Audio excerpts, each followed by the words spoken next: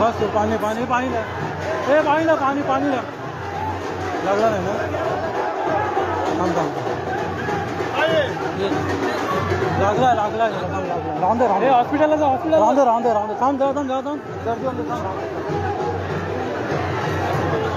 राहून दे राहून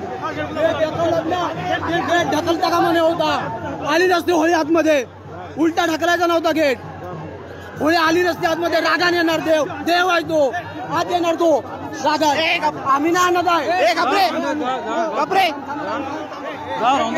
गपरे उलटा ढकलायची गरज नाही ना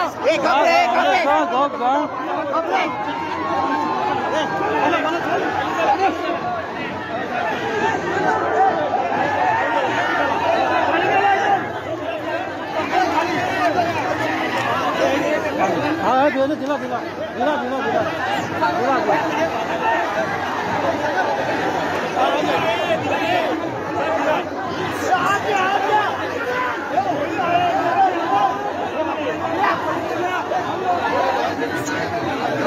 तुला पाहायला लागलाय पाहायला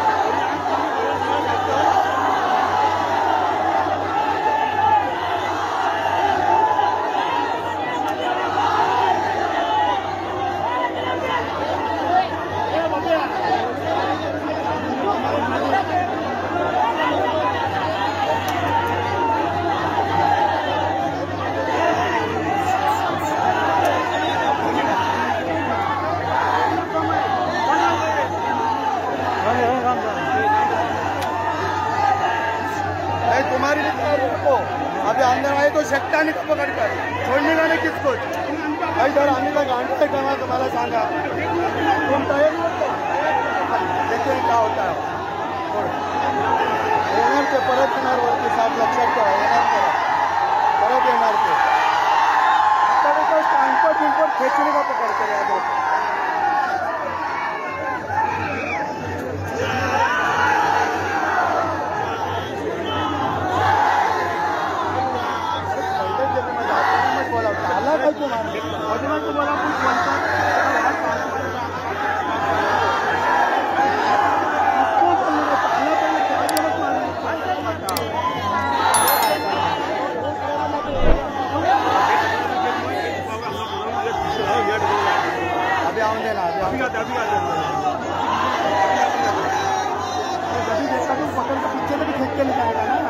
पुलिस का काम तो पुलिस का काम है।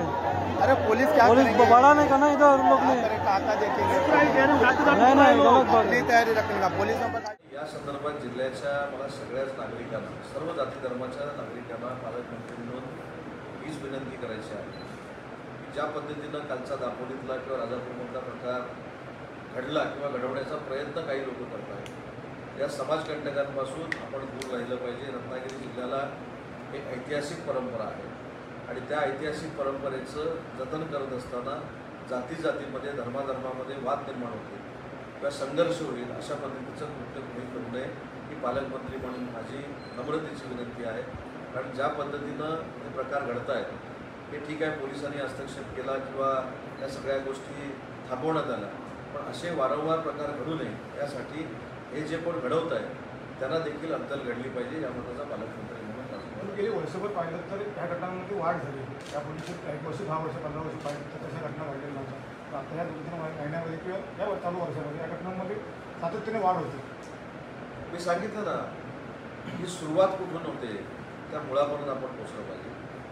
शेवटी वादविवाद एवढ्यापर्यंत जातात. छत्रपती शिवाजी महाराजांच्या सैन्यामध्ये कोण होतं कोण नव्हतं, ज्या छत्रपती शिवाजी महाराजांना देशाचं आराध्य दैवत म्हणून आपण बघतो त्यांचा वापर या सगळ्या गोष्टींमध्ये होऊ नये ही माझी प्रामाणिकपणाची इच्छा आहे. कारण जर आपण धर्माधर्मामध्ये जातीजातीमध्ये तेढ निर्माण करण्याचा प्रयत्न करू लागलो तर मला असं वाटतं की हा त्रास सगळ्यांनाच होणार. जर कोण चुकत असेल तर त्याच्यावर 100% कारवाई झाली पाहिजे या मताचा मी आहे. देशप्रेमाबद्दलची माझी भूमिका ही देखील स्पष्ट आहे की जे देशावर प्रेम करतात, जे देशावर प्रेम करून या ठिकाणी नागरिक म्हणून राहतात त्यांना संरक्षण मिळालंच पाहिजे ही पालकमंत्री म्हणून माझी भूमिका आहे. परंतु देशामध्ये राहून देशाच्या विरोधी कारवाई जर कोण करत असेल तर त्यांना अद्दल घडली पाहिजे ही देखील आमची. देशाच्या संस्कृतीच्या विरोधामध्ये जाऊन जर कोण काय करत असेल तर त्यांना देखील चाप लागला पाहिजे ही आमची भूमिका आहे. परंतु छत्रपती शिवाजी महाराजांचा उल्लेख, छत्रपती संभाजी महाराजांचा उल्लेख हे दोन्ही देशाची आराध्य दैवत आहे.